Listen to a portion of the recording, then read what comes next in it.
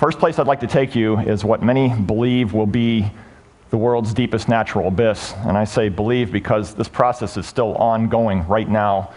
There are major expeditions being planned for next year that I'll talk a little bit about. One of the things that's changed here in the last 150 years since Jules Verne had great science fiction concepts of what the underworld was like is that technology has enabled us to go to these places that were previously completely unknown and speculated about. We can now descend thousands of meters into the earth with relative impunity. Along the way, we've discovered fantastic abysses and chambers so large that you can see for hundreds of meters without a break in the line of sight. When you go on a thing like this, we can usually be in the field for anywhere from 2 to 4 months with a team of as small as 20 or 30 to as big as 150. And a lot of people ask me, what kind of people do you get for a project like this? And while our selection process is not as rigorous as NASA, it's nonetheless thorough. We're looking for competence, discipline, endurance, and strength. In case you're wondering, this is our strength test. But we also value esprit de corps and the ability to diplomatically resolve interpersonal conflict while under great stress in remote locations. We have already gone far beyond the limits of human endurance from the entrance. This is nothing like a commercial cave. You're looking at Camp 2 in a place called J2, not K2, but J2. We're roughly 2 days from the entrance at that point. And it's kind of like a high-altitude mountaineering trip in reverse, except that you're now running a string of these things down. The idea is to try to provide some measure of physical comfort while you're down there, otherwise in damp, moist, cold conditions in utterly dark places. I should mention that everything you're seeing here, by the way, is artificially illuminated at great effort. Otherwise, it is completely dark in these places. The deeper you go, the more you run into a conflict with water. It's basically like a tree collecting water coming down. And eventually, you get to places where it is formidable and dangerous.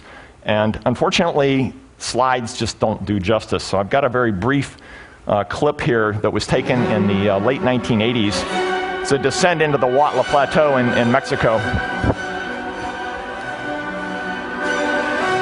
Now I have to tell you that the techniques being shown here are obsolete and dangerous. We would not do this today unless we were doing it for film.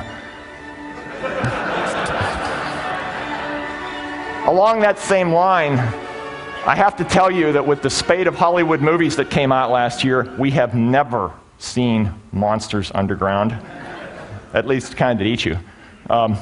If there is a monster underground, it is the crushing psychological remoteness that begins to hit every member of the team once you cross about 3 days inbound from the nearest entrance.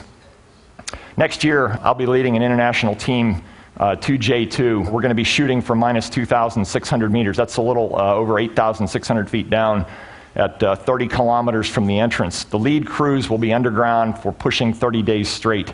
I don't think there's been a mission like that in a long time. Eventually, if you keep going down in these things, probability says that you're going to run into a place like this. It's a place where there's a fold in the geologic stratum that collects water and fills to the roof.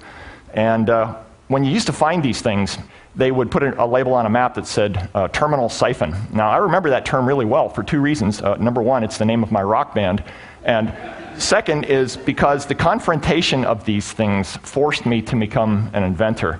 And we've since gone on to develop many generations of gadgets for exploring places like this. This is some life support equipment, closed cycle. And you can use that now to go for many kilometers horizontally underwater into depths of 200 meters straight down underwater. When you do this kind of stuff, it's like doing EVA. It's like doing extravehicular activity in space, but at much greater distances and at much greater physical peril. So it makes you think about how to design your equipment for long range away from a safe haven. Here's a clip from a National Geographic movie that came out in 1999. Exploration is a physical process of putting your foot in places where humans have never stepped before. This is where the last little nugget of totally unknown territory remains on this planet. To experience it is a privilege. That was taken in Wakulla Springs, Florida. A couple things to note about that movie. Every piece of equipment that you saw in there did not exist before 1999. It was developed within a 2-year period and used on actual exploratory projects. This gadget you see right here was called the Digital Wall Mapper, and it produced the first 3-dimensional map anybody has ever done of a cave, and it happened to be underwater in Wakulla Springs. It was that gadget that serendipitously opened a door to another unexplored world. This is Europa. Carolyn Porco mentioned another one called Enceladus the other day. This is one of the places where planetary scientists believe there's a highest probability of the detection of the first life off Earth in the ocean that exists below there. For those who have never seen this story, Jim Cameron produced a really wonderful IMAX movie a couple years ago called Aliens of the Deep. There was a brief clip. We got some sound we're missing. A mission to explore under the ice of Europa would be the ultimate robotic challenge.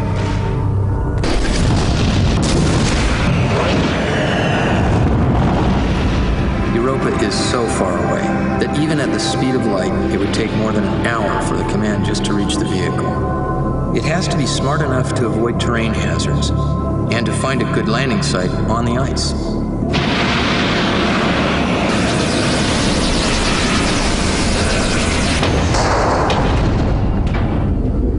Now we have to get through the ice. You need a melt probe. It's basically a nuclear heated torpedo.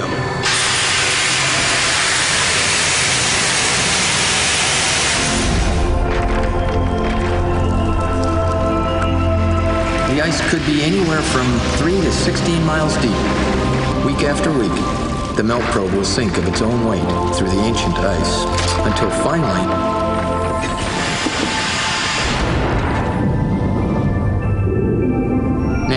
what are you going to do when you reach the surface of that ocean?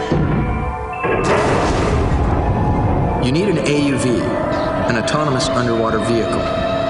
It needs to be one smart puppy able to navigate and make decisions on its own in an alien ocean.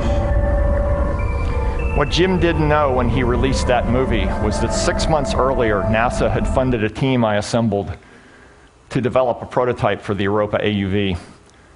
I'm going to cut through 3 years of engineering meetings, design, and system integration, and introduce DepthX, Deep Phreatic Thermal Explorer. And as the movie says, this is one smart puppy.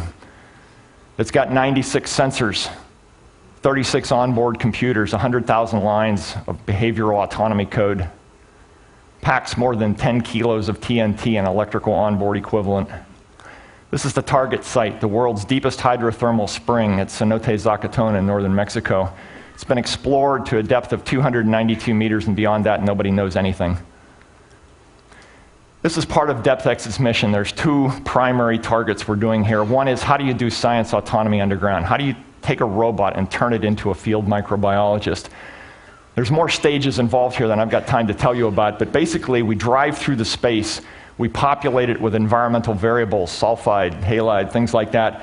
We calculate gradient surfaces and drive the bot over to a wall where there's a high probability of life. We move along the wall in what's called proximity operations, looking for changes in color. If we see something that looks interesting, we pull it into a microscope. If it passes the microscopic test, we go for a collection. We either draw in a liquid sample, or we can actually take a solid core from the wall. No hands at the wheel. This is all behavioral autonomy here that's being conducted by the robot on its own. The real hat trick for this vehicle, though, is a disruptive new navigation system we've developed known as 3D SLAM for simultaneous localization and mapping. DepthX is an all-seeing eyeball. Its sensor beams look both forward and backward at the same time, allowing it to do new exploration while it's still achieving geometric sensor lock on what it's gone through already.